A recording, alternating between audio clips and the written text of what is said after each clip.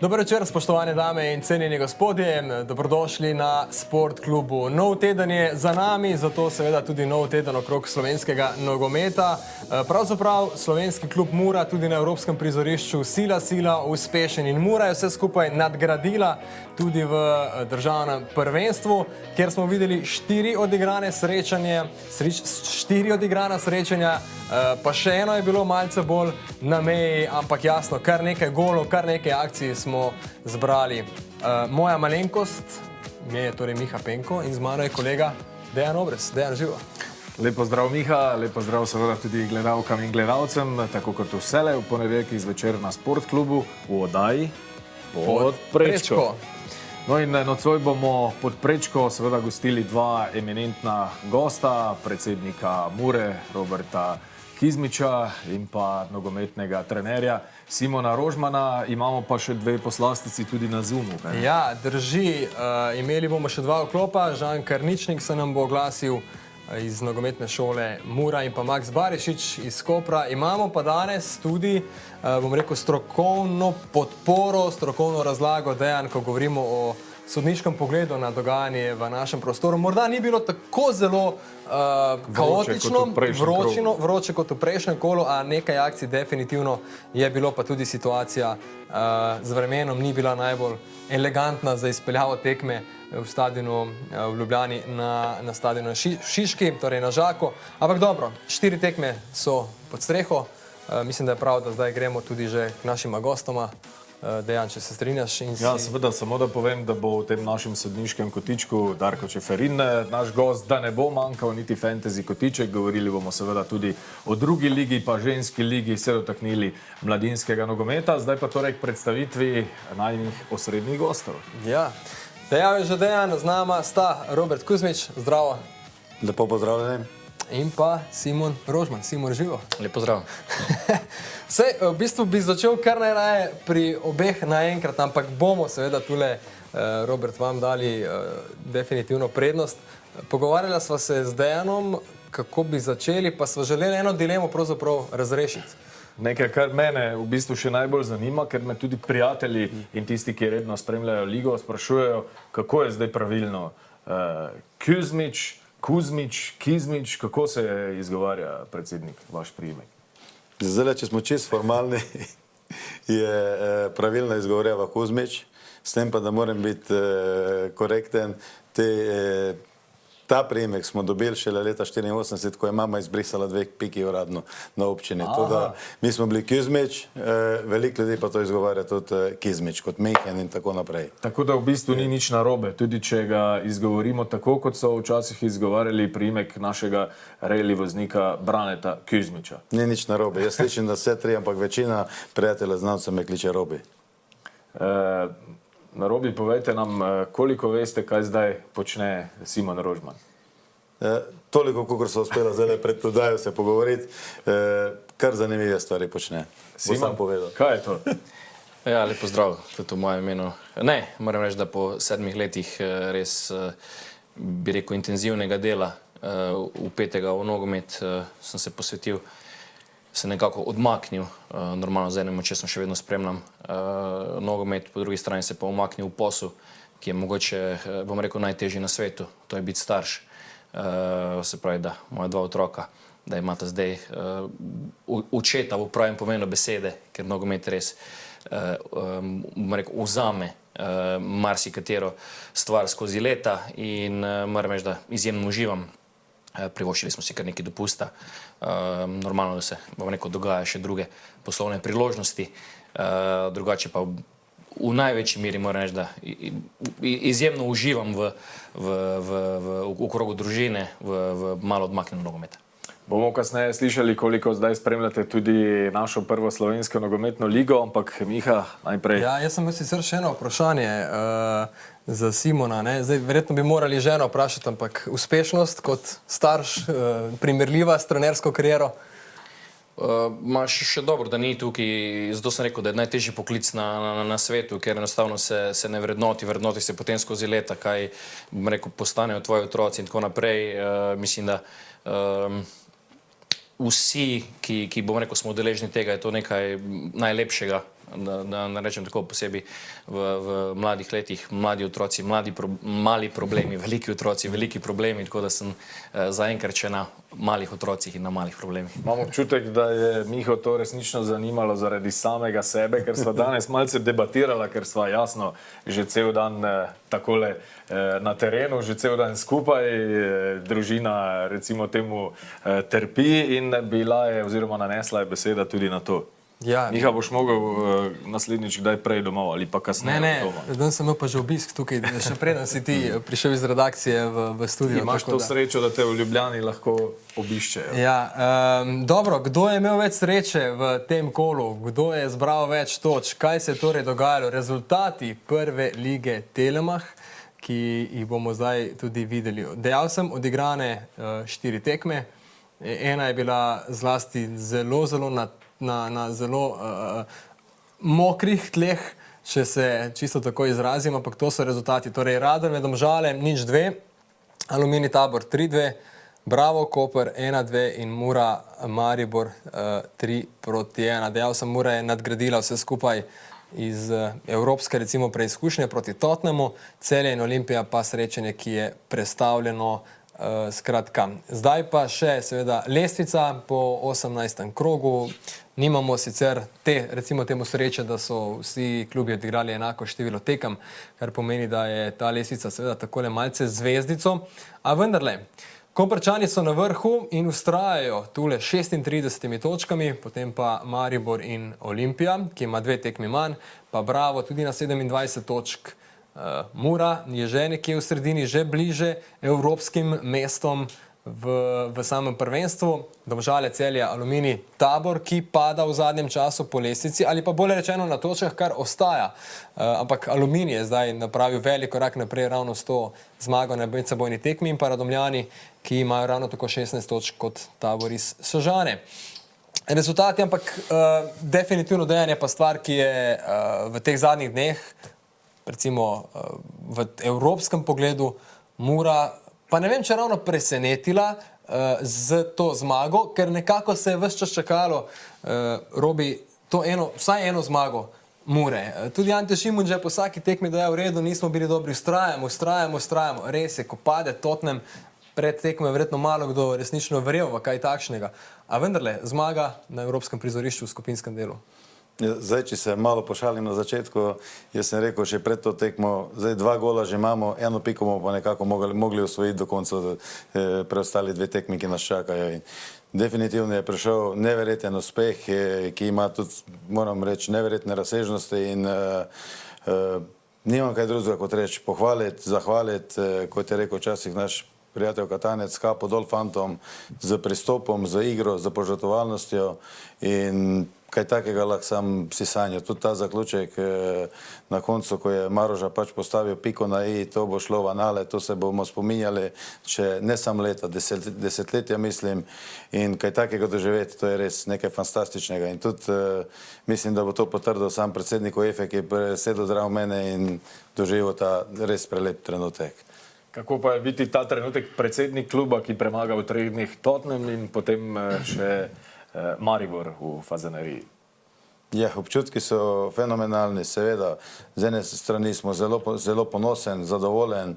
Dejansko vidim to ne samo sebe, vidim celotno ekipo, tako strokovno kot podporno, poslovno, ki smo garali, trda leta delali in ko trdo delaš, verjameš v uspehe, te tudi na koncu nagradi. In ta dogodek je prišel v četrtek in dejansko smo res vsi kot ekipa zelo ponosni in verjetno težko bi rekel, da je kdo bil bolj srečen, bolj ponosen v tem krogu konferenčne lige kot vodstvo Mure. In seveda igralci in strokovni štab. Ja, in še enkrat čestitke. Simon, vi kot trener seveda imate evropske izkušnje, dobro poznate razmere v evropskem nogometu. Vas je ta zmaga Mure morda presenetila proti Spursom? Najverjetneje že malce. Definitivno. Iščem izraz presenečenje, kajti ko smo nekako gledali, mi vedno gledamo z očmi, lahko gledamo ena je, bomo rekel, stvari iz terena in druga stvar, stvari, ki se dogajajo okoli. Ko vemo, koliko je to denarja, kam ta Tottenham paše, je to en fenomenalen uspeh.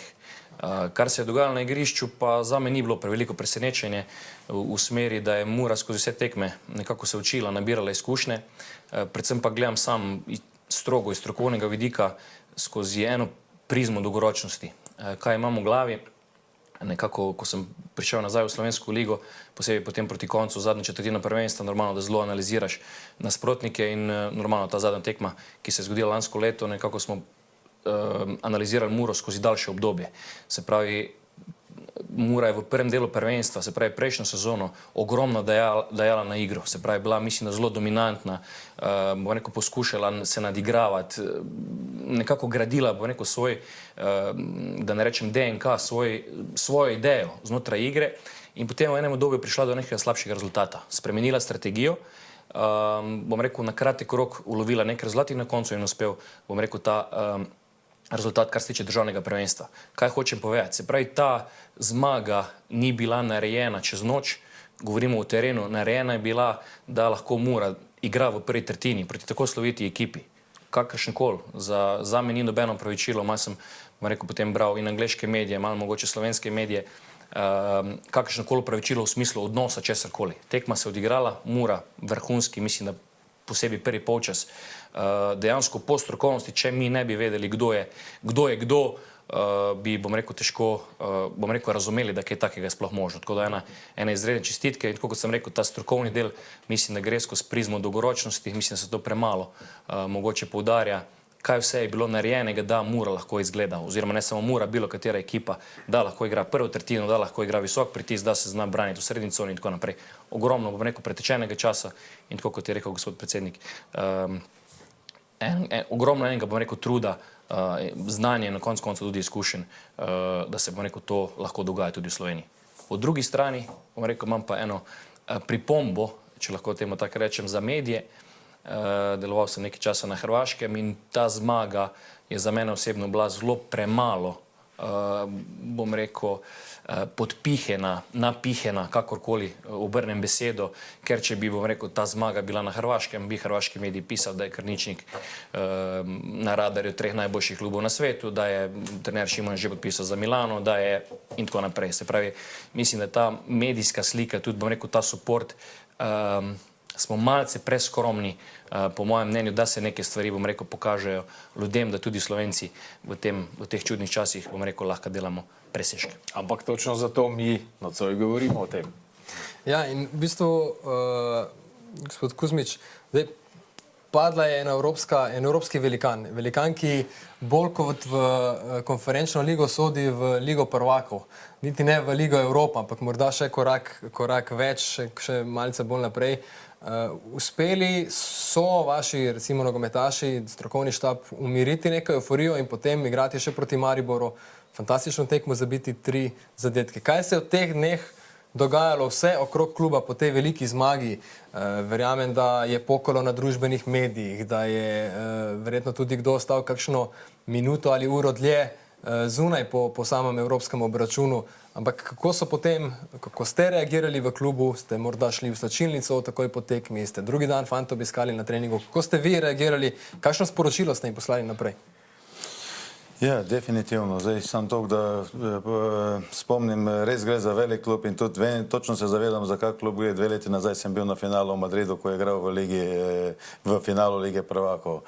Drugo pa definitivno po samem tekmi je prišlo do euforije, seveda je bilo veselje, smo se veselili, ampak ne bi pa rekel, da je bilo nekaj pretiranega, ker dejansko petek je bil nov delovni dan, fanti so imeli svoje programe in tudi do nedelje se je nekako vse to poleglo. Jaz verjamem, da fanti so se pripravili kot na vsako tekmo maksimalno strokovno, umirjeno, da so se čim bolj spočili in tudi še enkrat čestitke fantom, strokovnemu vodstvu, trenerjev, da pripravi ekipo po 2 dneh počitka, da za toliko energije s takim pristopom uspejo odigrati tekmo proti Mariboru, kjer še vedno mislim, da je definitivno glede na izkušnje, zgodovino in tudi trenutno situacijo eden boljših klubov v Sloveniji, če ne najboljši in tudi pripravljen. Tako da vsaka čast fantom in mislim, da ravno ta umirjenost, ta priprava, ki je bila, bi rekel, vrhunska z strokovne strani in tudi moram priznati, fantom sem šel čestitati za obe tekmi, šele po tekmi z Mariborom in to v tunelu, ko so prihajali z igrišča, nič prej.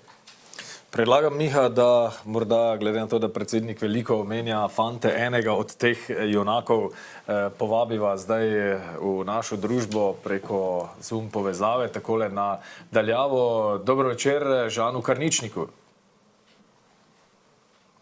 Se slišimo? Dobro večer. Žan, povejte nam za začetek, jasno, najprej čestitke, tako za zmago proti Tottenhamu, kot potem tudi za zmago proti Mariboru. Povejte nam iskreno, kolikokrat več v odstotkih je tokrat zvonil vaš telefon od četrtka zvečer pa do danes, kot recimo prej? Čestitke, zastopniki, verjetno vas vsi malce vlečejo za rokav.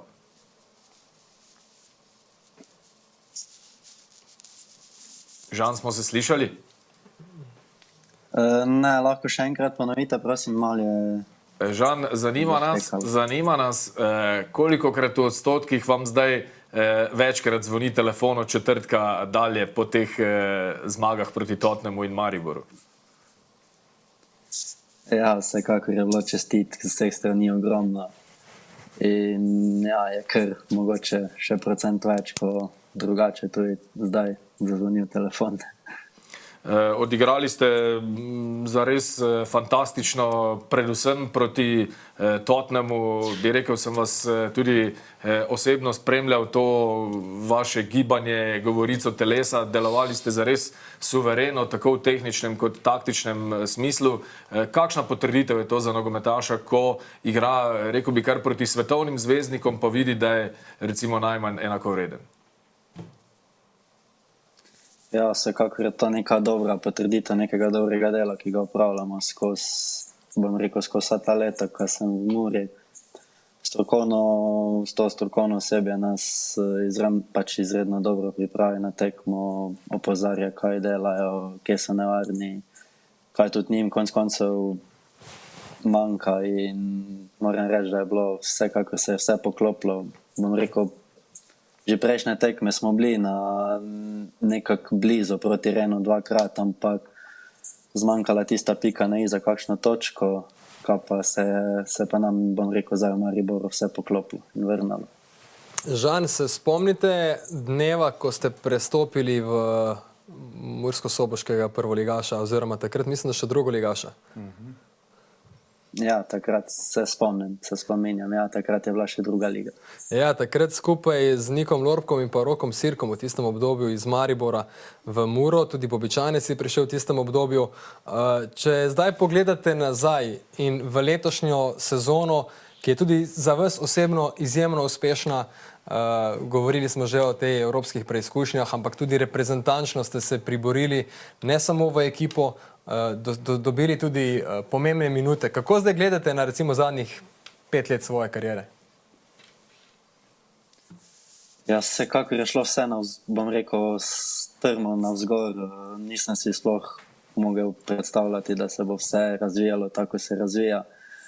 In ja, moram reči, da tudi po nekem spletu okoliščin sem dobil sedaj v reprezentanci priložnost na vseh 4 tekmah. Mislim, da tudi dobro izkoristil. In ja, to je vsekakor neka potrditev dobrega dela.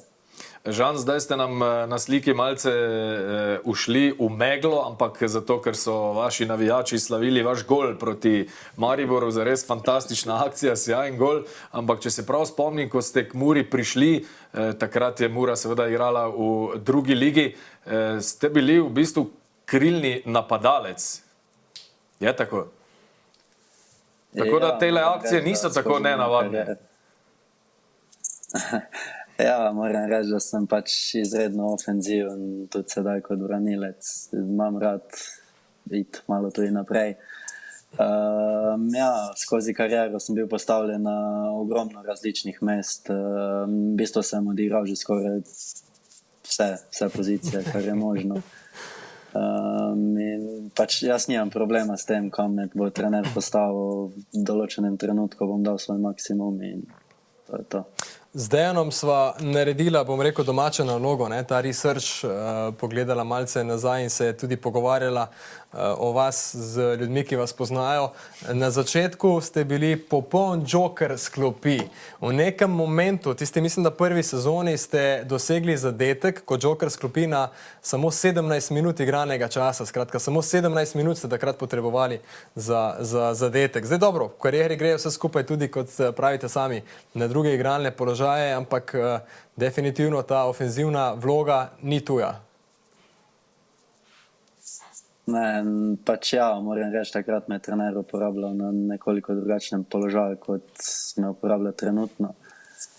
In ja, moram reči, da znam da tudi gol. Mogoče bi se še večkrat mogel odločiti za ta udarec proti golu, ker dosti krat se mi zgodi, da iščem tisti zadnji pas, zadnjo podajo, pa na koncu ni uspešna. To mi že tudi ljudje okrog govorijo, da bi lahko mogoče večkrat probal streljati in ja, sedaj sem to nekako poslušal in se je zgodil ta gol z Mariborom. Žan, vidimo, da se oglašate iz Radelj ob Dravi, torej Korošec, ampak še sva se malce z Miho pozanimala o vas. Ljubezen ste našli v Prekmurju. Kako težko bo zdaj, ko bodo prišle ponudbe, zapustiti Prekmurje? Kako vas predsednik recimo sploh lahko v tem zimskem prestopnem roku že sploh zadrži v Murski Soboti?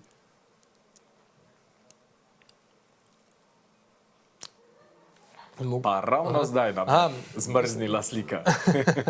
Mogoče kar gremo na predsednika, zdaj pa se k Žanu vrnemo. Ja, z nami Žan. Punca. Ja, Žan, kar nadaljujete. Nadaljujete, zdaj vas slišimo.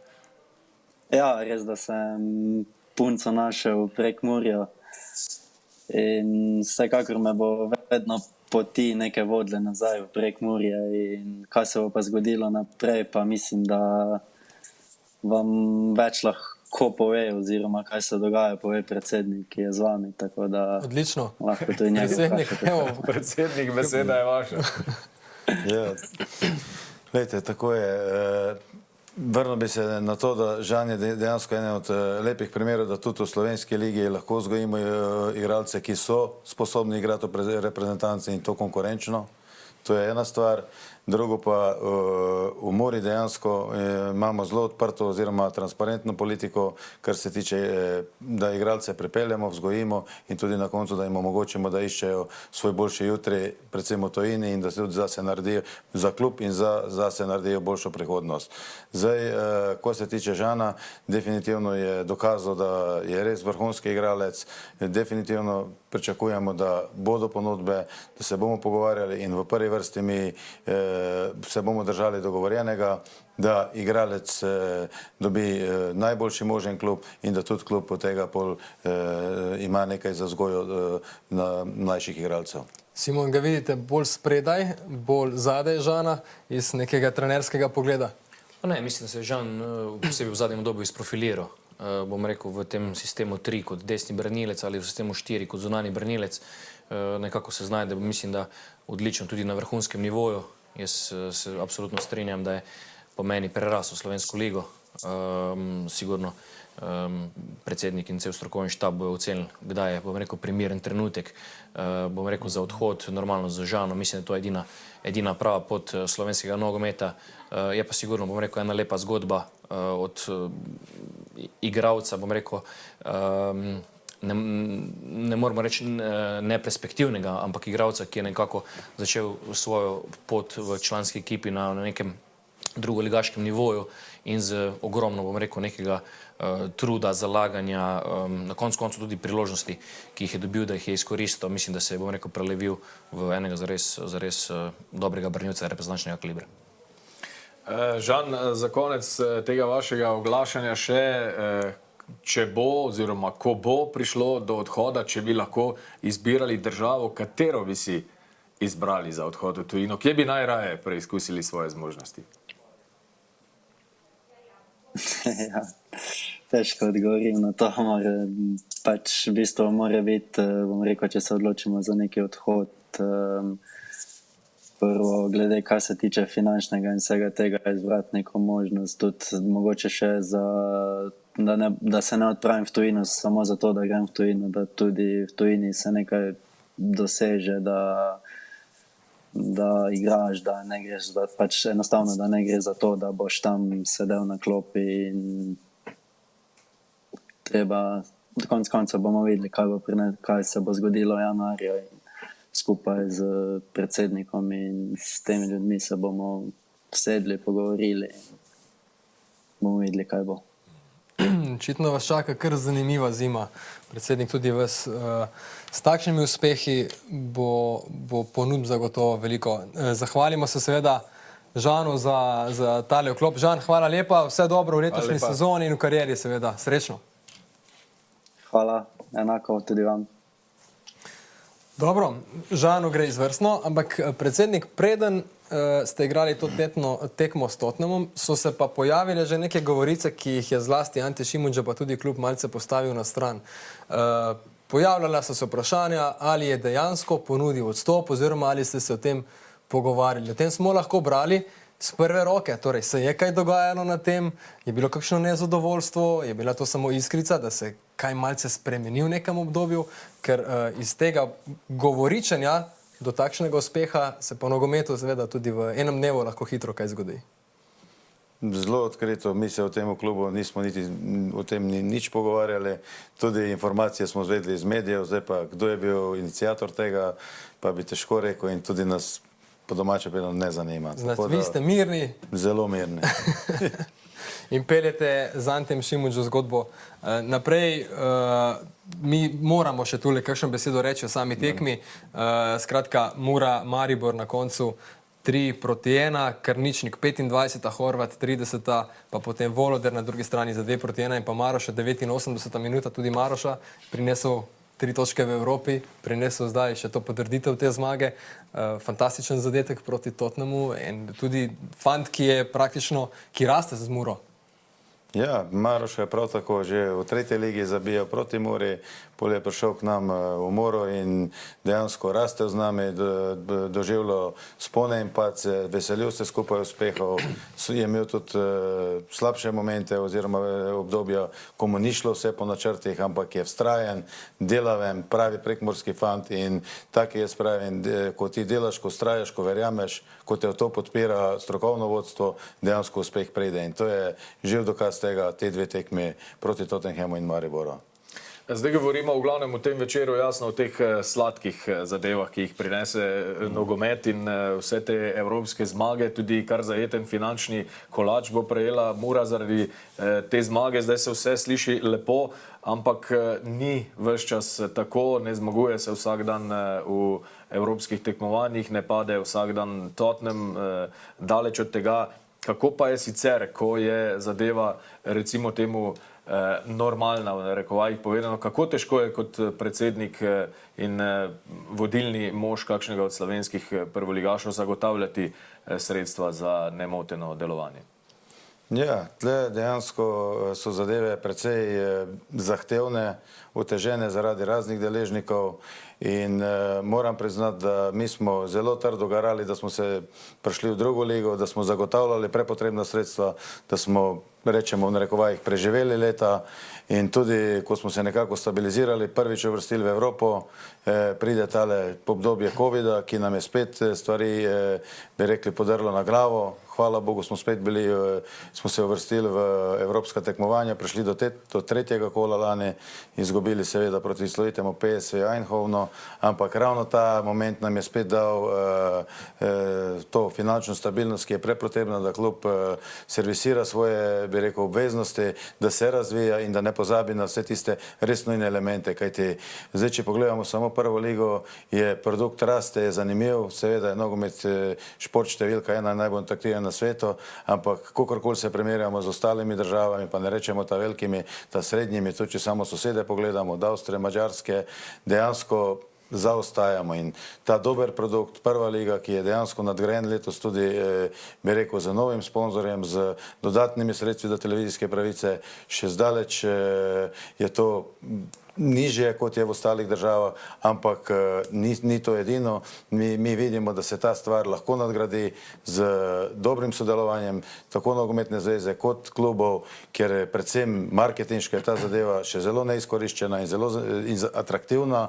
Po drugi strani je pa najbolj pereč problem, saj po moji strani celotna infrastruktura, to enako je tudi pri nas v Muri, kajti sami vemo, imamo 2 štadiona za evropska tekmovanja, poleg tega smo priča nedeljskemu dogodku, infrastruktura je daleč pod nivojem, tudi spet lahko se primerjamo z sosedi in podobnimi državami in na tem področju res pričakujem, da bomo najdli rešitev, da bomo nekako sistemsko reševali po nekih prioritetah in da tudi na koncu tudi Prekmurju naredimo en sodoben center, ki si ga verjetno po vseh teh dogodkih zaslužimo in tudi z naše strani bo maksimalno prizadevanje, da pač pomoremo, da se stvari peljajo v tej smeri in da bo pol tudi Slovenija v celoti dobila boljše pogoje, ki so pa dejansko nujno potrebni za kvalitetnejše delo, predvsem z mladimi in da pol prije tudi ta večja tekmovalnost, še več reprezentantov, še več Karničnikov, Jelšnikov in da bomo res vse nek balans imeli, da bo tudi več domačih reprezentantov igralo v predvsem v reprezentanci, ki bo pol tudi verjetno boljša in uspešnejša, vsaj po mojem mnenju. Zdaj, ko ste omenili infrastrukturo, se samo po sebi poraja vprašanje v zvezi s stroški, ki ste jih imeli, ker ste morali evropske tekmece gostiti v Mariboru. Po drugi strani sicer pri Muri nekako po etapah nadgrajujete to infrastrukturo, kolikor vem, zdaj prihaja na vrsto travnata površina. Lahko kaj več izdate morda o teh številkah, kaj za Muro pomeni gostovanje v Mariboru na teh evropskih tekmah in ne recimo gostiti tekmece v Fazaneriji?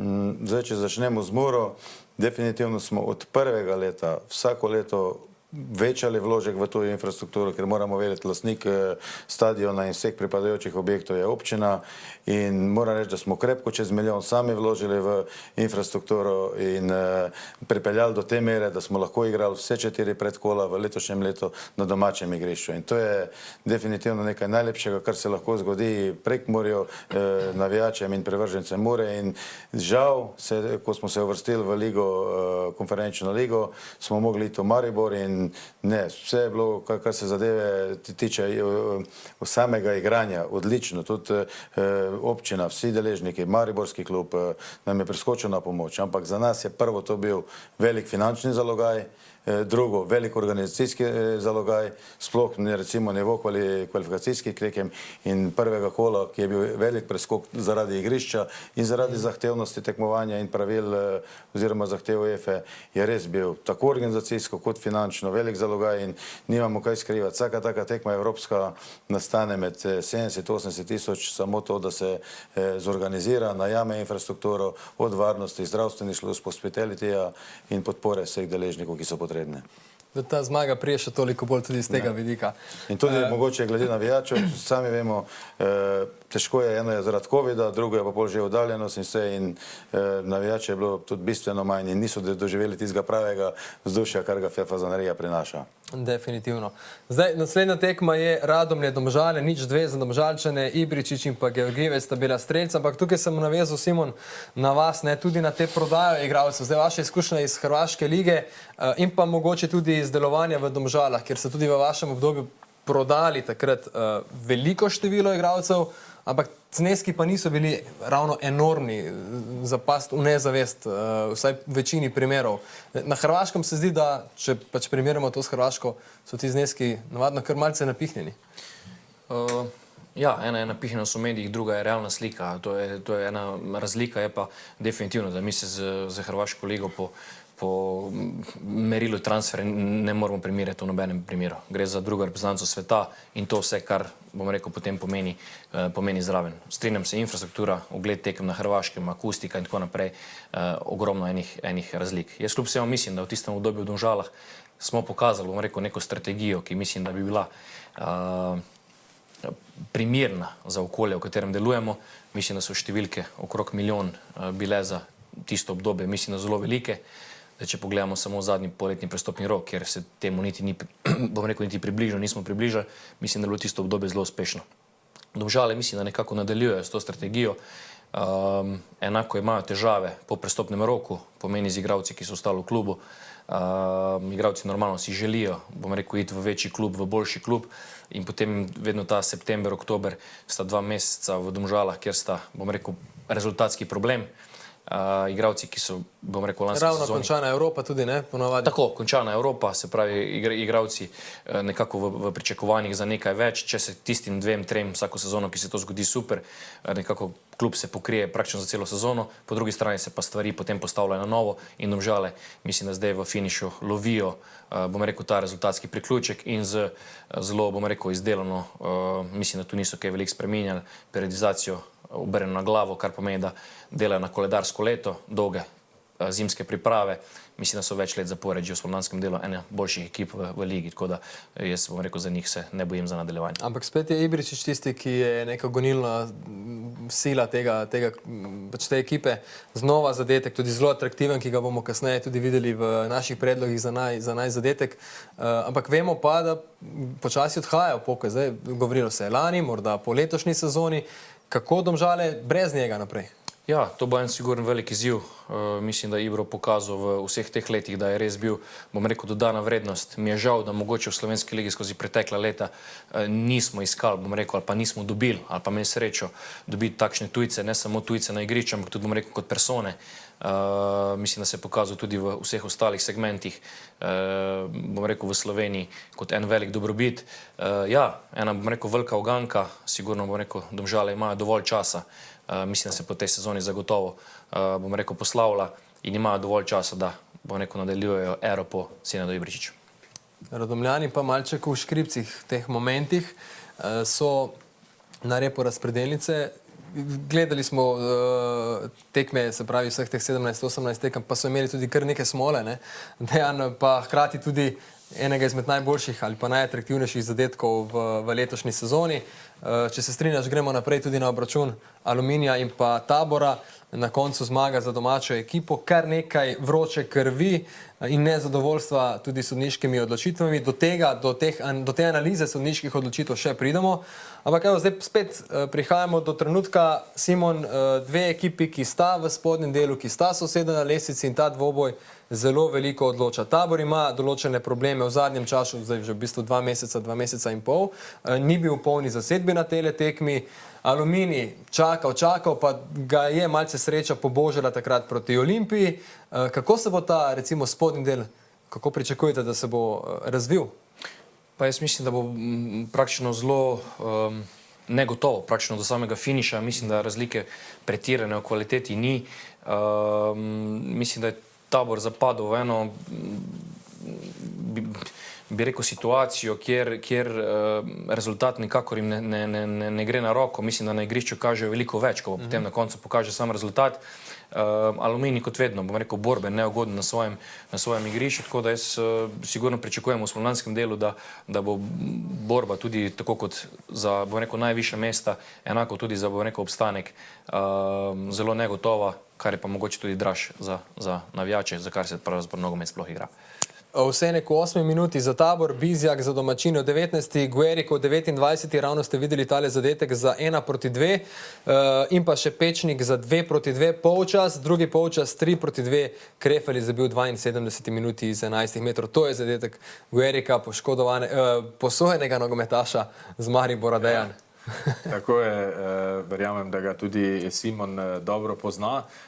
Sicer pa bomo o tej tekmi še kar precej govorili v naši rubriki Sodniški kotiček, tako da v bistvu predlagam, da se počasi že preselimo pri tem pregledu 18. kroga tudi v Spodnjo Šiško, kjer sta se pomerila Bravo in Koper, čeprav je nekaj časa kazalo, da se ne bosta zaradi razmočenega igrišča, no in Koper je nadaljeval zmagovalno serijo po 18 krogih, torej ravno po polovici prvenstva so Koprčani na prvem mestu, pravzaprav so osvojili jesenski državni naslov. Zdaj bomo videli prvi zadetek Osudžija, no drugega za Koper, izkazalo se je zadetka za zmago, pa je dosegal najboljši strelec prve slovenske nogometne lige, po mnenju mnogih tudi najboljši igralec prvega dela sezone. sezone Max Barišič, ki je obenem tudi na naši zvezi. Se slišimo.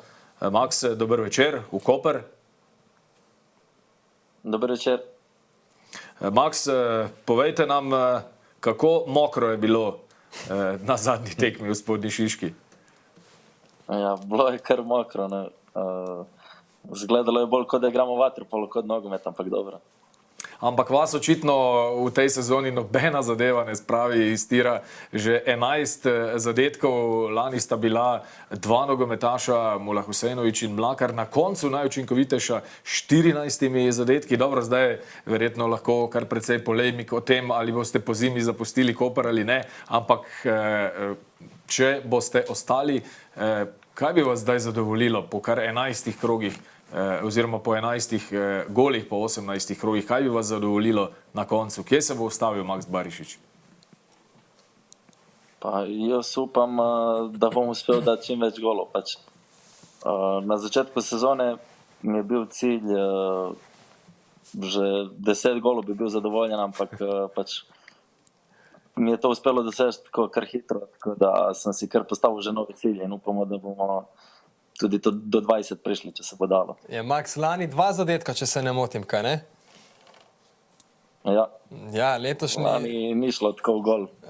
Max, prejšnji teden je bil tu naš gost, Mitja Viler, verjamem, da ste gledali oddajo, je rekel, vsi smo igrali slabo v pripravljalnem obdobju, tudi Max verjetno samega sebe, glede na prikazano v pripravah, ne bi dal v ekipo.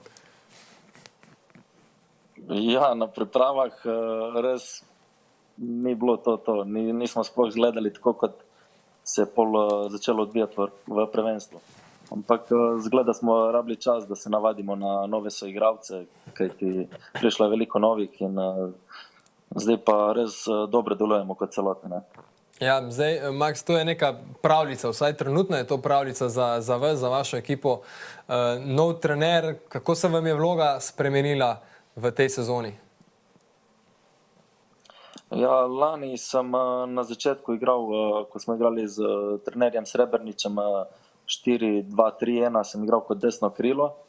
Potem pa je prišel še trener Vanoli in smo spremenili formacijo s 3 branilci, torej 3-5-1-1 in jaz sem igral kot neko pol špico. In ni najboljše delovalo nekako. In posledično tudi igre posameznikov so bile tudi veliko slabše. Letos pa na levi strani prihajate z desno nogo potem v sredino za streljek, ne? Ja, mislim, da je tako tudi veliko lažje za doseganje zadetkov, ko desničar igra na levi strani. Max, eno vprašanje se mi je samo po sebi nekako začelo upletati po glavi, ko sem gledal tudi vaše veselje. V Domžalah vam ta zadeva z veseljem, drsanje po kolenih še ni najbolj uspevala. Zdaj v zadnjem krogu je bilo že bistveno bolje, očitno ste natrenirali tudi to zadevo. Ja, v Domžalah sem pozabil, da je bilo kar suho, tako da mi ni uspelo. Zdaj pa smo tudi se kar pred tekmo že pogovarjali, da danes bi mi pa lahko uspelo to, ne. Pa sem pol zaradi tega moral tudi dati gol, da probam, da vidim, če ni bilo.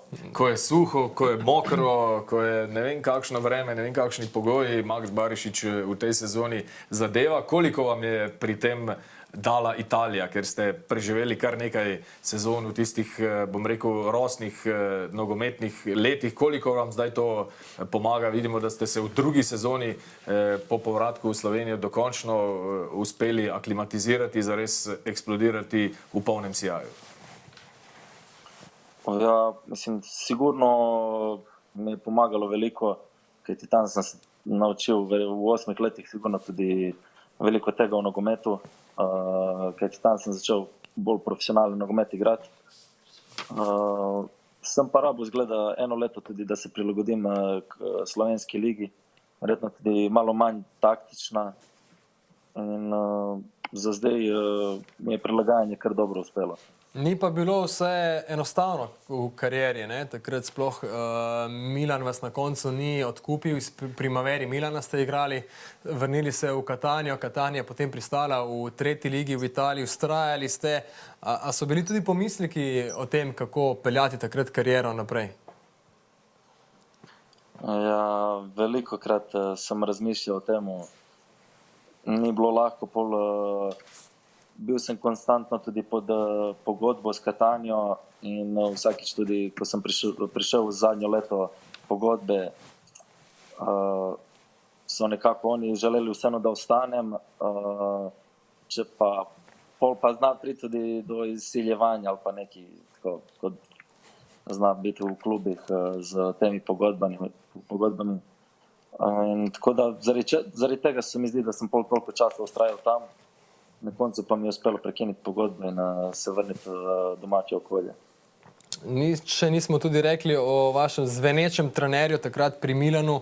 Pipo Inzaghi je legendarni napadalec, je vodil takrat Primavero Milana, kasneje tudi on, bom rekel, se znašel v tem seniorskem nogometu. Imate dobre spomine nanj kot trenerja?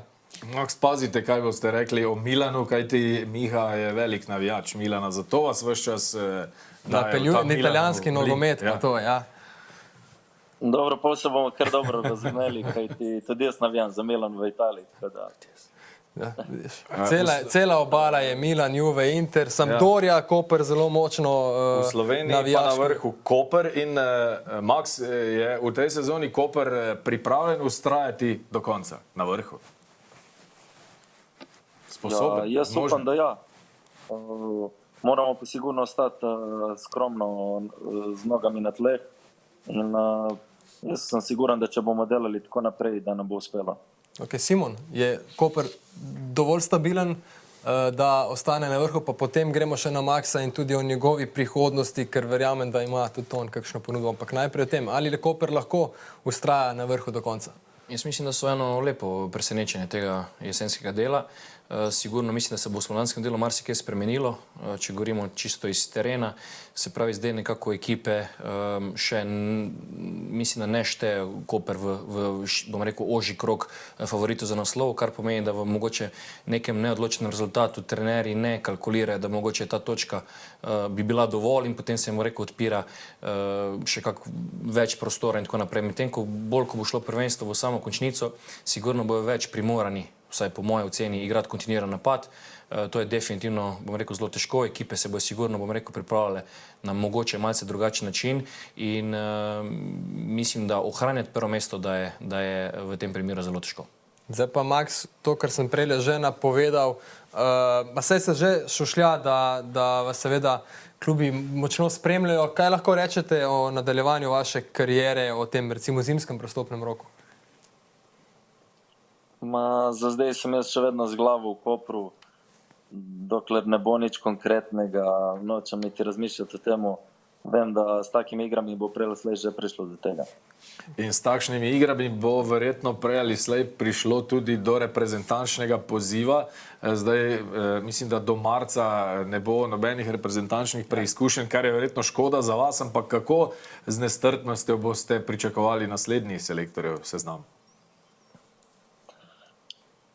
Pač ni, da pričakujem z neko pravno nestrpno, ampak upajmo, da bo prišlo tudi do tega poklica, ne prej ali slej. Odlično. Zdaj, za konec mogoče še to, podpis Kopra, so ti protinapadi, ta igra vam leži, dejali ste, računate morda tudi na 20. zadetek, kmalu pa vas čaka tudi tekma proti Muri, mislim, da še ne v naslednjem kolu, ampak potem v naslednjem pa že. Zdaj, tukaj imamo tudi predsednika Mure. Kaj mu boste napovedali za, govorim, 2 koli vnaprej? Ne bi rač nič napovedal, ampak vem, da jih čaka tekel na Bonifiki. In kaj pravi predsednik Mure? Kot zmerno, se bomo maksimalno pripravili in šli na zmago. Super. Max, hvala za družbo, dobro sezono še naprej in seveda srečno v karieri. Najlepše hvala, enako. Ja, obračun Simon, Bravo, Koper, kar nekaj govora je bilo o tem, ali bi morali to tekmo v bistvu sploh ne začeti, ne pa samo prekiniti. Zdaj, sodniškega zornega kota bomo videli vse skupaj kasneje. Kaj bi vi rekli na te posnetke, ki smo jim bili deležni? In saj verjamem, da ste tudi že trenirali kdaj na takšnem igrišču, v takšnih pogojih, tudi kakšno tekmo odigrali. Kako bi kot trener V reagirali? tej sezoni mislim, da že kar v prvem krogu podobnih razmerah. Ja, zelo podobna situacija, prvo kolo v Celju. Nekako mi trenerji vedno gledamo dejansko iz bom rekel, vidika, če rečem kmečke logike, se pravi iz vidika nogometa, in če pogoji za to, za nogomet ne dovoljujejo, potem smo vedno absolutno proti. Na koncu so, bom rekel, zelo bistveni faktor, ali pa najbolj bistveni faktor nogometaši in navijači. Kar pomeni, da po eni strani nogometaše spravljamo v en zelo velik riziko poškodbe, po drugi strani pa navijači ali pa pristaši nogometa od takšne vsebine na terenu, bom rekel, sigurno ne uživajo. In bom rekel, te odločitve, normalno, ko si pač, bom rekel, v poslu jih ne smeš komentirati, zdaj je temu, bom rekel, veliko lažje. Jaz sem definitivno proti vsakašnji tekmi na takšnem igrišču. Sicer pravil bomo kasneje slišali točno izdefiniranih, ne poznam, ampak sigurno bi moja pač odločitev iz trenerskega zornega kota bila na strani, da se ta tekma ne bi odigrala. Je pa tudi zanimiva, Dejan, mogoče izziv zate. Dejan Grabič je dejal, da si želi, da bo počasi Bravo igral tekme na Stožicah v prvi vrsti, zato ker jim majhno igrišče ne odgovarja. Pravi, da že kar nekaj časa razmišlja o tej logiki, o tej zgodbi. Prepričan sem, da tudi mi vsi, ki spremljamo tekme, ne bi imeli nič proti, tako da čakamo z nestrpnostjo, kdaj se bo tudi to zgodilo. Ja, nas čaka zdaj tudi najgol prejšnjega tedna. Izbirali smo, na naši spletni strani smo vam ponudili v prejšnji oddaji 3 predloge in pa izbrali ste Sirka, torej nogometaša Maribora, ki je po vašem mnenju na naši spletni strani... Ne pa tudi po najinem mnenju. Drži, ja.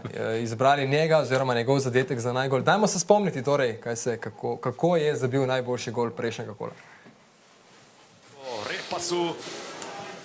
Repas je opazil Sikoška. Sikošek s predložkom. Sirk strelja 2-0. Sirk se je nocoj izkazal z golom in asistenco 2-0, torej za Maribor. Sirk je zadel v 78. minuti in Maribor bo, kot vse kaže, vendarle prišel do vseh 3 točk. No, zdaj se bomo hitro spet na nek način poslovili in šli v posnetke, kajti imamo nove 3 predloge, ki jih seveda, za katere potem glasujete na naši spletni strani www.sportklub.si. Novi 3 predlogi, ki so na voljo, so naslednji.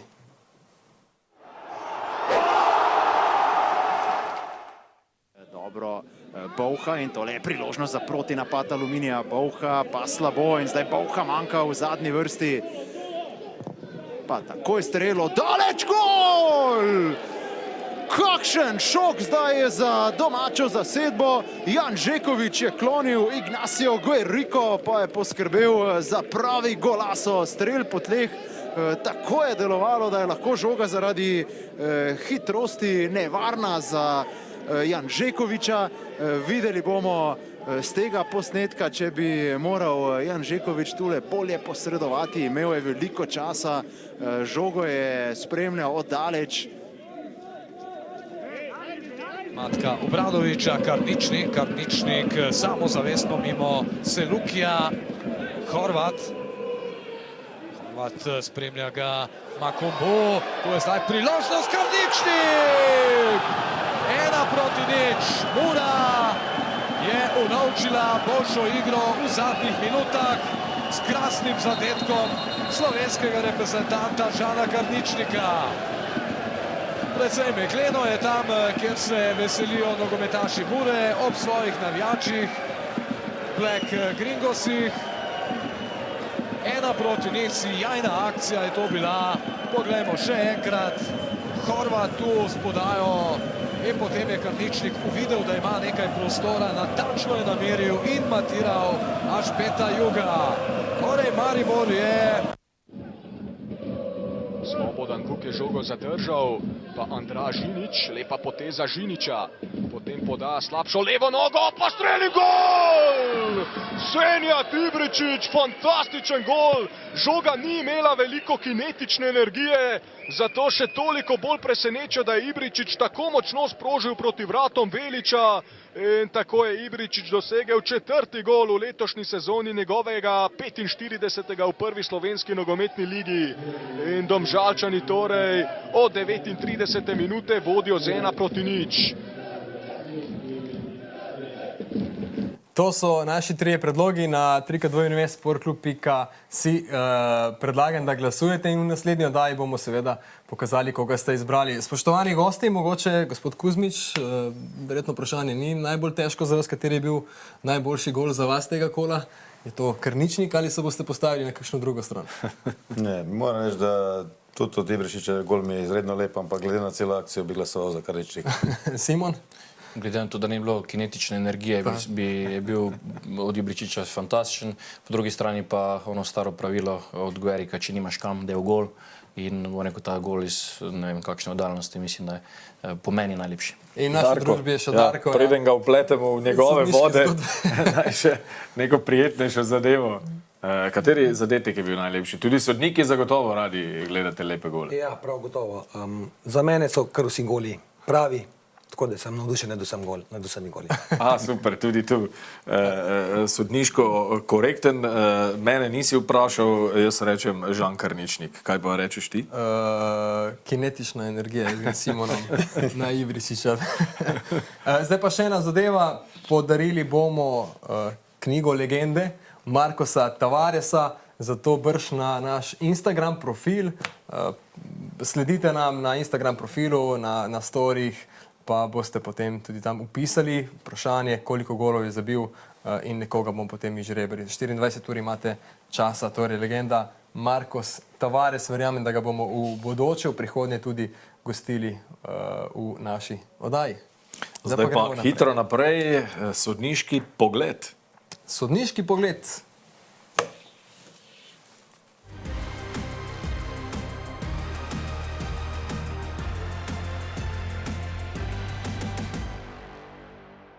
Darko Čeferin je z nami. Mi smo že dobro ogreti, Darko. Dobro, ga poznamo seveda tudi iz njegovih aktivnih časov na igrišču. Zdaj upravlja, bom rekel, morda še pomembnejše vloge in pravi gost, da nam nocoj pokomentira nekaj zadev. Prva je sicer takšna, ki ne spada v neke recimo tiste sporne sodniške zadeve. Govorili bomo o tem, kaj se je dogajalo z igriščem, predvsem oziroma z vremenskimi pogoji na Žaku, ko je bila kar nekaj časa tekma pod vprašajem. Mislim, da imamo pripravljene tudi posnetke. Mene pa v prvi vrsti seveda zanima, ali obstajajo kakšne predispozicije oziroma neke vrste detaljnejša navodila v takšnih primerih, kdaj se tekma igra, kdaj ne, ali se mora žoga odbijati ali ne. Tule smo videli, predvsem ob out črtah je bilo veliko luž, tu so bili pogoji najslabši. Če bi bilo po celem igrišču tako, bi se tekma igrala ali ne, je pomembno, kolikšen del igrišča je, vsaj koliko toliko počasi. Ja, normalen za igranje. Ja. To smo na sliki videli, zakaj se je šlo. Vprašanje je kar veliko, če najprej to povem, ampak pravzaprav na začetku bi rad poudaril, da pravila igre določajo, da je izključeno v pristojnosti sodnika, glavnega sodnika na tekmi, ko sprejme odločitev, ali so pogoji primerni, da se bo tekma odigrala ali ne. To se pravi, seveda mora pri tem upoštevati, da ko se tekma igra, da to ne predstavlja nevarnosti za igralce, potem, da se žoga mora odbijati, to se pravi, ne sme plavati po igrišču, ne sme, to se pravi, da bi bilo igrišče zaledenelo, to, ko sem prej omenil, da je bilo nevarno za igralce. In prav na koncu, hočem reči, sodnik, to je njegova pač pristojnost in ko sprejme oziroma sam pri sebi vse te zaključke oziroma, če so pogoji primerno, sprejme neko odločitev in ta je pač dokončna. In v tem primeru smo videli, da za sodnika so pač pogoji bili taki, da se tekma lahko odigra in tekma se je pač odigrala. Moram pa tudi še poudariti, da smo videli tudi že pri nas, da so se tekme igrale v še slabših pogojih, kot je bila pač ta v Spodnji Šiški. Ja, Mateju Jugu je vse skupaj, to moramo priznati, uspelo na koncu fantastično izpeljati. Pravzaprav je ironično, da so vsi trije zadetki padli v času, ko je bilo najbolj mokro. Kasneje, ko se je zadeva malce popravila, golov ni bilo več, ampak imamo še eno situacijo na tej tekmi. V 74. minuti bomo videli udarec s komolcem Kramariča. V prvi vrsti me zanima, ali je bila kazen, za katero se je odločil Matej Jug, pravilna, ali je morda ta zadeva, videli bomo zagotovo tudi v ponovljenem posnetku, zrela celo za izključitev. Tule bomo zdaj videli. Tale udarec, ja. Ta udarec, hop. Darko. Ja, najprej bi rad poudaril, tako kot vidimo iz posnetka, sodnik se je odločil in igralcu pokazal pomen rumeni karton. V takih primerih rad bi obrazložil, kakšna navodila imajo sodniki, o čem morajo razmišljati. In mi v izrazoslovju pač našem uporabljamo pač izraz, ko igralec nepravilno uporabi roko, mi rečemo kot orodje, to pomeni, takrat mora sodnik igralca opomniti oziroma mu dati rumen karton. Če ga pa uporabi kot orožje, pa pomeni, da gre za ogrožanje varnosti nasprotnika, takrat pa mora biti igralec izključen, mora dobiti rdeč karton. V tem primeru, kakšna je pa razlika zdaj med, to se pravi, tukaj smo rekli, sodnik je dal rumen karton in popolnoma je sprejel pravilno odločitev. Gre za, to se pravi, brezobziren prekršek, nepravilna uporaba roke, ne gre pa za ogrožanje varnosti nasprotnika. To bi pa šlo v primeru, da bi bila intenziteta večja. Tukaj je ključ do odgovora, je intenziteta, sama intenziteta tega udarca, tega kontakta z roko. Tudi stik komolca v tem primeru z nasprotnikom igralcem, se pravi, če bi bil višje proti glavi ali če bi bil osuđi malce nižji igralec? Ja, ampak bistvena je res intenziteta.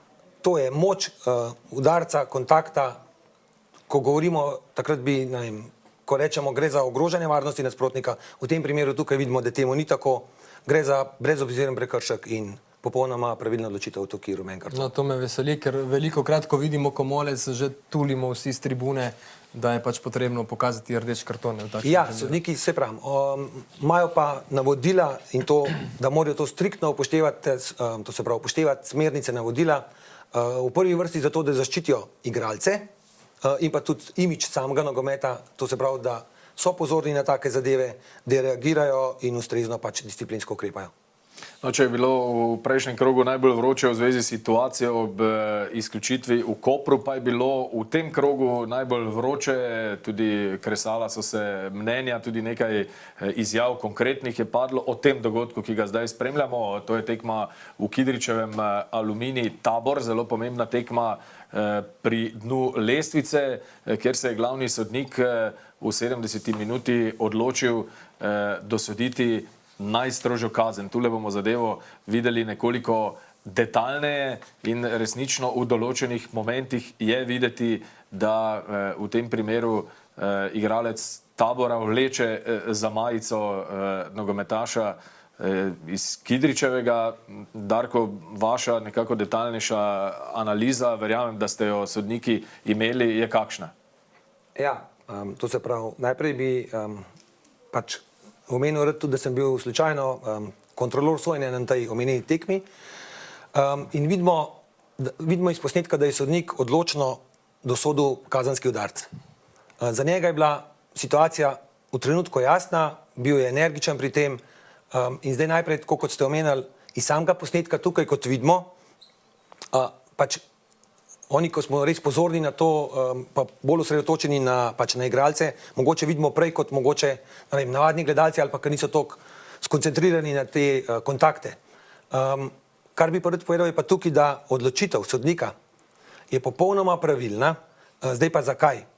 Zato, ker to se pravi branilc z obema rokama objame, to se pravi napadalca in s tem vidimo tudi, da mu že na pol sleče dres.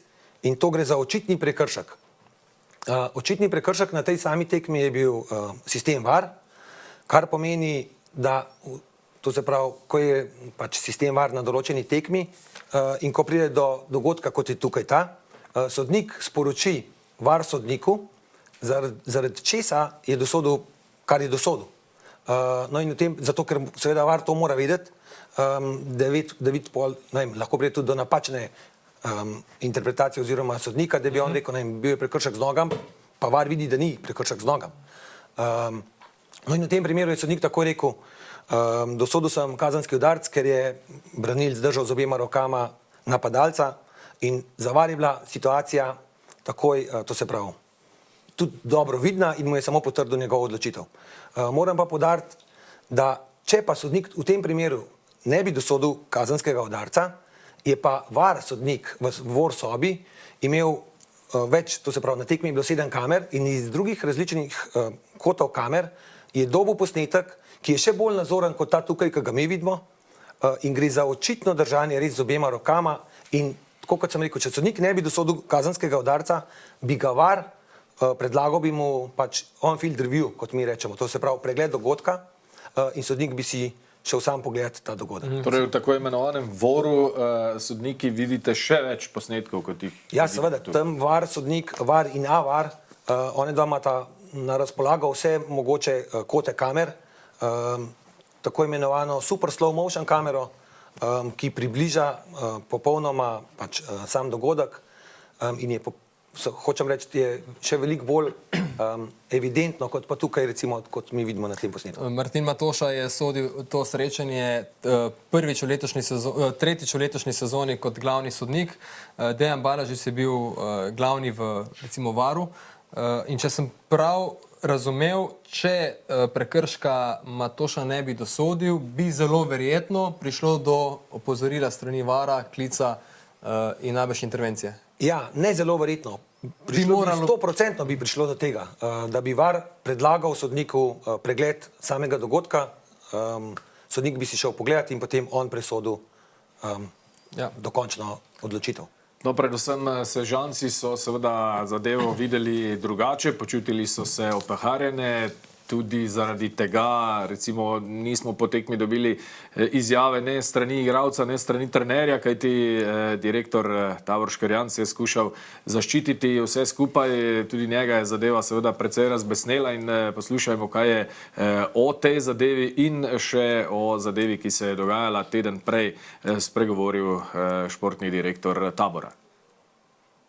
Ja, v takšnih situacijah težko ostanemo mirni, se trudimo v klubu ostati mirni, ampak določene situacije se nam dogajajo. Že tako imamo težave, že tako sestavljamo ekipo, neki poškodb in to nas pesti. Kartoni, ki so se nabrali fantom, doskrat tudi prehitro, ampak potem se ti zgodi tak penal dosodijo z VAR-om prisotni na tekmi. Neverjetno, res, v bistvu pač izjemno smo razburjeni glede tega, ampak ne samo zaradi ene tekme, pač napaka se zgodi, sicer ne razumem, ko se lahko zgodi z VAR-om, ampak da se nam to vrsti z tekme v tekmo, na prejšnji tekmi nedosojen offside pri golu Brava, zdaj tole in tekme izgubljamo z enim golom razlike, točk ni. A na igrišču je čisto druga predstava. Na igrišču je predstava naših fantom, lahko rečemo, odlična. Tudi danes, brez 7 igralcev, so fantje pokazali odlično predstavo. In res, izjemno mi je hudo, da tekmo odloči takšna nesmetrovka, ki sam v življenju še nisem imel, da bi to bilo kdo piskal penal. Lahko bi piskali 10 na tekmo, če bi imeli ta kriterij. In tudi da VAR ni posredoval, res neverjetno. In mi bomo šli dalje. Sicer v enem trenutku se človek vpraša, čemu iti dalje, če te tako sabotirajo, če ti tašna polena pod noge mečejo, ampak recimo, da se bo nogometni moment obrnil. Fantom nimamo kaj očitati, fanti dajo vse od sebe in se bojo pripravili sigurno za naslednje tekmo in nadaljevanje prvenstva. Ja, Davor Škrjanc je omenil tudi situacijo, ki se je zgodila prejšnji teden, ki je mi nismo sicer uvrstili v ta kotiček, pa bomo zadevo, bom rekel, na nek način popravili danes in si ogledali še to zadevo z tekme v Sežani med Taborom in Bravom, torej v prejšnjem krogu. Sežan se je razbesnel predvsem tale zadetek Križana, po njihovem mnenju naj bi bil v prepovedanem položaju. Darko, tu v Sežani je situacija malce specifična, kajti težave ima tudi VAR. Ja, če se lahko samo navežem za nazaj, izjava pač predstavnika direktorja Davorja, ko je govoril, imamo VAR in pač ne reagirajo in tako naprej, videli smo, kaj bi se zgodilo, če sodnik ne bi dosodil. v Kidričevem. Hočem reči, da ljudje ne poznajo protokola VAR, ki je zelo obsežen in skozi katerega so morali sodniki iti, da so pridobili licence, da lahko pravljajo to nalogo. Hočem reči, če bi ljudje poznali v podrobnosti ta VAR protokol, potem tudi takšnih izjav ne bi pač poslušali.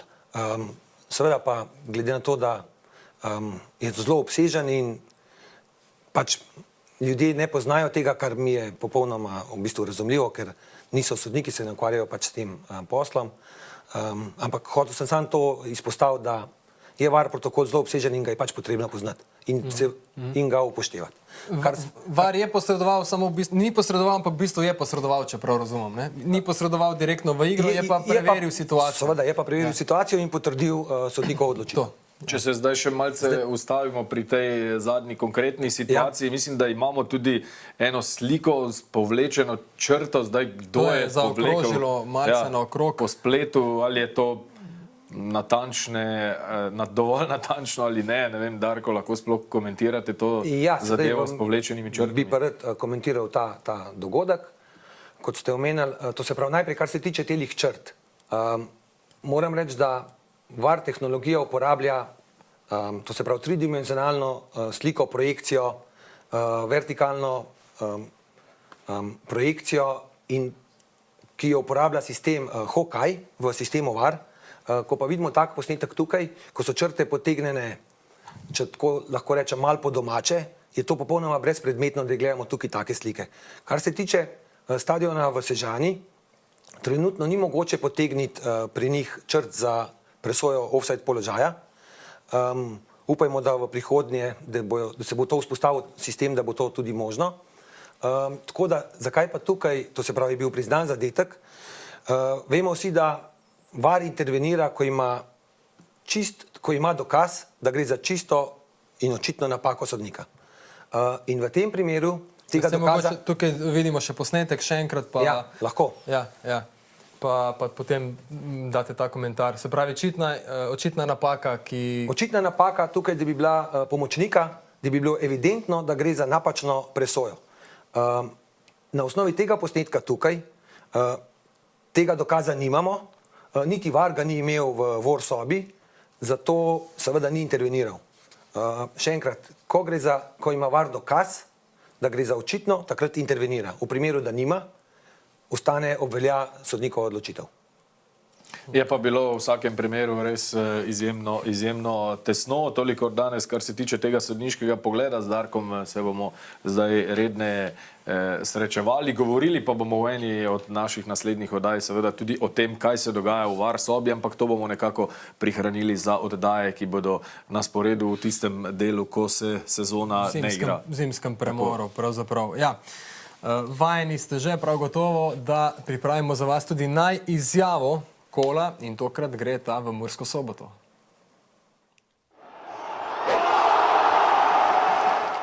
Vedno je privilegij, da igraš tako pomembne tekme. V tako kratkem času, 3 dni, takšni 2 veliki tekmi, imeti možnost igrati je privilegij. Po drugi strani želje, da bi se to večkrat ponavljalo. In fanti danes opravili več ali manj dobre zadeve. Nismo bili v vseh segmentih igre dobri, ampak mentalna prisotnost in želja po zmagi, seveda, konec koncev tudi naša realizacija, kvaliteta v zaključku napada je bila danes tista odločilna. To je bil seveda Ante Šimundža, vsaj 2-kratni zmagovalec preteklega tedna, torej tudi na evropskem prizorišču, kot tudi v državnem prvenstvu. Pravzaprav vse highlightse, pregled kola in pa tudi izjave, pravzaprav tiste celotne, vseh glavnih akterjev pa si lahko ogledate na naši spletni strani. Zdaj pa še tista rubrika, ki pravimo ostali nogomet, kjer združujemo praktično tudi posnetke z ostalih nogometnih igrišč v slovenskem nogometnem prostoru. V drugi slovenski nogometni ligi se bliža zimski premor. V zadnjem krogu smo pretekli konec tedna pospremili vse obračune z izjemo tekme Krško-Dob, ki je na sporedu to sredo. Gorica se je z novo zmago na vkljub 2 tekmama manj povzpela na vrh in izkoristila nov spodrsljaj Triglava. Na Sportklubu smo tokrat prenašali obračun Jadran Dekani Primorje. Gostitelji so slavili 4-0. Mrežo Primorja, ki je že 5 tekem brez zmage, je načel Haris Ibrahimović, nato pa so bili natančni še Jakob Vitezica, Žiga Perhavec in Arjan Kastrati. V tem krogu je novo zmago vpisala Rogaška, ki je tako ob Gorici v najboljši formi. Ob spremembi na vrhu velja izpostaviti še skok Nafte, zelo napeto pa je v drugi polovici lestvice. Na dnu ostajata Drava in Brežice, nato pa 14. Krško za 4. Nafto, zaostaja vsega za 9 točk. Do zimskega premora nas čaka še nekaj zamujenih obračunov, 19. krog pa je na sporedu prvi vikend marca. Ženska nogometna reprezentanca nadaljuje s kvalifikacijami za svetovno prvenstvo 2023. Po najvišji zmagi v kvalifikacijah proti Estoniji je v torek na sporedu obračun z Grčijo.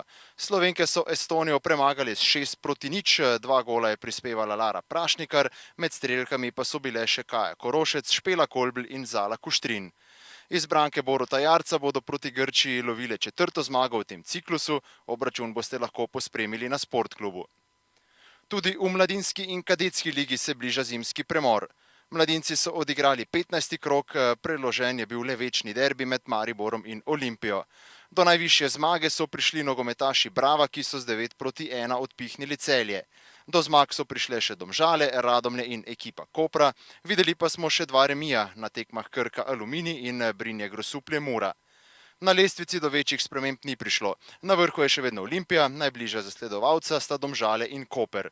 Z 20 goli je prvi strelec lige član Kopra Taj Mateo Panič. Tudi v kadetski ligi je bilo na sporedu 6 tekem, tudi tukaj je odpadel večni derbi. Krka je ugnala Aluminij, Bravo je bil boljši od Celja, Domžalčani od Triglava, Mura je ugnala Brinje Grosuplje, Drava Ptuj Radomlje in Ilirija Koper. Ekipa Brinje Grosuplje ostaja na vrhu, a ima Ilirija s tekmo manj vsega 2 točki zaostanka. Prvi strelec lige je z 11 goli član Olimpije Jaka Čuber Potočnik. Poglejmo, kaj ti rezultati pomenijo za skupno lestvico mladinske in kadetske lige. Na vrhu je še vedno Ilirija, ki ima točko prednosti pred Domžalami, z 2 točkama pa na 3. mestu zaostaja Brinje Grosuplje. Na 4., 5. in 6. mestu najdemo še Olimpijo, Koper in Maribor. To je bil kolega Matic Borazr, zdaj pa se nam pridružuje v studiu tudi fantasy strokovnjak Jaka Kozmelj. Jaka, živ? Ja, lep pozdrav. Tale večerni termin nisem najbolj nestrpno pričakoval, ker verjamem, da imate mogoče kakšno posebno vprašanje danes. Ja, mene Jaka predvsem zanima, kot Miha je že pokazal, fantasy strokovnjaka.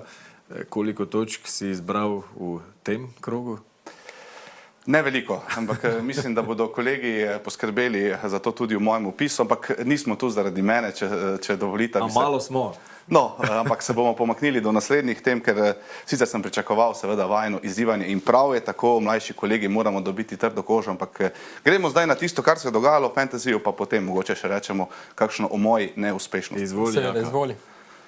Upam in verjamem, da ste imeli tisti, ki ste nekoliko bolje izbirali igralce, katerega izmed nogometašev, ki bomo tule izbrali v našem fantasy izboru, tistih, ki pa so bili v tem krogu najuspešnejši po zbiranju točk.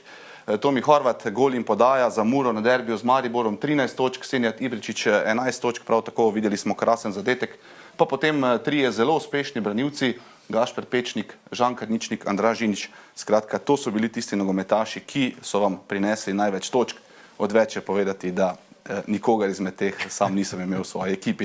Ampak da gremo naprej, prihodnost je svetla in prihodnost prinaša še eno posebno tekmo, dodatno tekmo, ki jo bomo posebej izpostavili tule. Namreč obračun Celja in Olimpije prihaja 8. decembra. Seveda je to zelo pomembno tudi v luči fantasyja, kajti ta tekma prinaša dvojni krog, tako za ekipo Celja kot tudi Olimpije. O tem nekoliko več v ponedeljek, torej čez teden dni, ko bo dejansko to aktualen krog. Je pa tudi možnost, da bo imela Olimpija celo 3 tekme v naslednjem fantasy krogu, ampak to pa je zdaj res debata za naslednji krog. V vsakem primeru pa bodite pozorni in razmislite o tem. Nogometaši Celja in Olimpije v tem trenutku zagotovo tisti, na katere velja biti pozoren. In tudi zato izbor igralca za prihodnost, za konec tega jesenskega dela, Ivan Božič, predvsem zato, ker ima 3 tekme v primerjavi z nekaterimi drugimi, ki bodo seveda odigrali samo 2. Po drugi strani pa Ivan izvaja proste strele, izvaja kote, izvaja 11 metrovke. O poškodbi Žana Medveda je zdaj osrednji napadalec pri Celju, tako da se nekako zaradi teh 2 dejstev ponuja sam po sebi. Ampak v prejšnjem krogu moj nasvet ni bil najboljši, tudi moj rezultat ni bil najboljši, tako da lepo svoje vesti. Jaka, po vsakem dežju posije sonce, pravijo. Ja, verjamem. In v fantaziju je tako, ko ti en krog ne gre, pojdi na novo, razmisli, kaj si storil narobe. Približno tako, kot je v nogometu. Hitro je nova priložnost. Jaka, tako prikupno skromen si bil danes ob teh točkah, ki si jih osvojil v tem krogu. Tudi skromen, da ne bom šel naprej s kakšnim zbadanjem. Hvala lepa. Jaka, moramo pa povedati, ko si omenil tekmo med Celjem in Olimpijo, da bo odigrana ravno na dan, oziroma na rojstni dan predsednika Mure. Mimo grede. Vnaprej vse ne, bo še krasno. Še enkrat se spomnimo 3 predlogov za naj zadetek. Glasujete na naši spletni strani www.sportklub.si.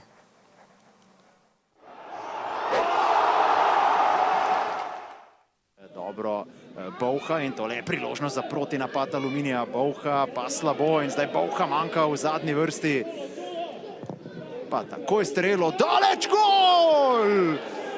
Kakšen šok zdaj je za domačo zasedbo. Jan Žekovič je klonil, Ignacio Guerrico pa je poskrbel za pravi golaso. Strel po tleh, tako je delovalo, da je lahko žoga zaradi hitrosti nevarna za Jan Žekoviča.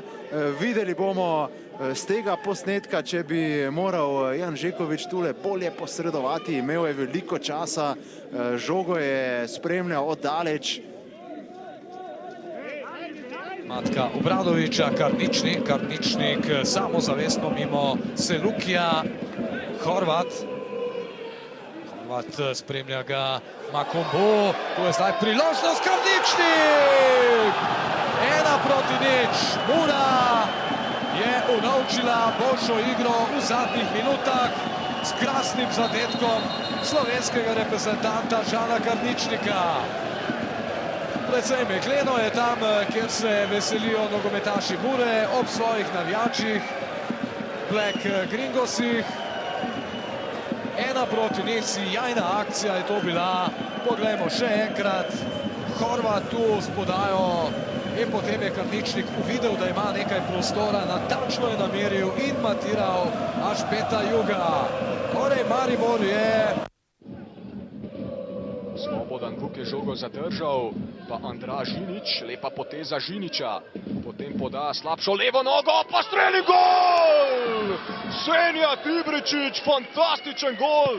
Žoga ni imela veliko kinetične energije, zato še toliko bolj preseneča, da je Ibričić tako močno sprožil proti vratom Veliča in tako je Ibričić dosegel 4. gol v letošnji sezoni, njegovega 45. v prvi slovenski nogometni ligi. In Domžalčani torej od 39. minute vodijo z 1-0. Ok, to so torej predlogi za naj zadetek. Na naši spletni strani seveda glasujete. Na Instagram profilu se potegujete za knjigo legende Marcosa Tavaresa. Poglejmo si še pare prihodnjega kola. Počasi gremo k koncu. December je tik pred vrati dobesedno. Aluminij Koper, Maribor Tabor in Celje Maribor. Sobotne tekme, nedeljske pa Bravo Radomlje in pa Domžale Olimpija.